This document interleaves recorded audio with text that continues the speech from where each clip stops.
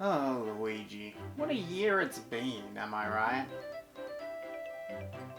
We've barely had any time to catch up throughout this entire year. I just feel like I've been more out of it than usual. Ever since we repaired this universe last year, you know, the whole James Cameron's Avatar the game for Nintendo Wii thing, I feel like things have been different. Instead of making videos for myself, Grampsy managed to convince me to actually make videos for his little project he was doing, and I keep saying phrases that I don't understand, like make sure to subscribe and press the join button or go to the Patreon. Things just are really weird right now, you know?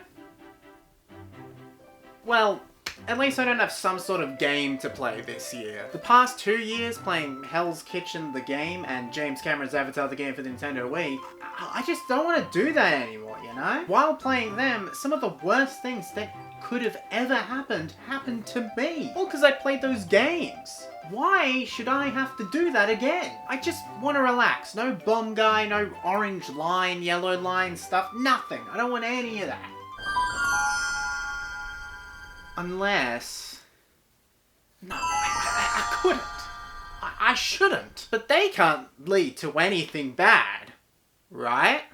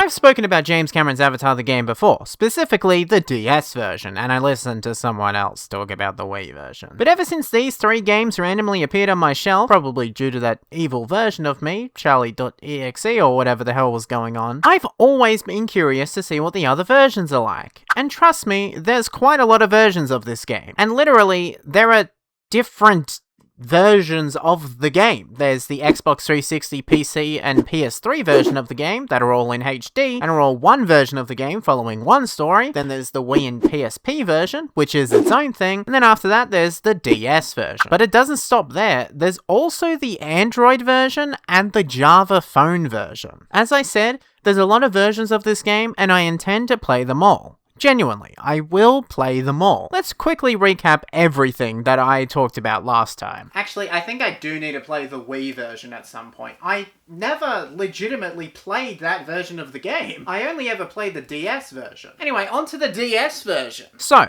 development on the game happened at the same time as the movie, with James Cameron working on the game as he was working on the original movie, with the only version of the game not being developed by Ubisoft Montreal and James Cameron being the version released by Gameloft, which we'll get to soon. These games were considered canon to the wider Avatar universe, but once work began on Turok: The First Flight and the endless Avatar sequels, the games were written out of canon, leaving these games to just sit around. Creating an in-universe game would eventually come around with Avatar: Frontiers of Pandora, developed by Massive Entertainment and published by Ubisoft, but I'm not here to play that one. Well, maybe one day. Regardless, Avatar on the DS is probably the most forgotten version of James Cameron's Avatar the game. Well, that would be if it wasn't for the Java phone edition. The what now? Okay, so James Cameron's Avatar the game released on Java phones, but what is a Java phone, and what other games have been released on it? Well, Java phones run on the Java platform Micro Edition, otherwise known as Java ME. Many different types of phones phones use Java, specifically the old Microsoft Windows mobile phones, as well as several other mobile phones such as the Nokia E52,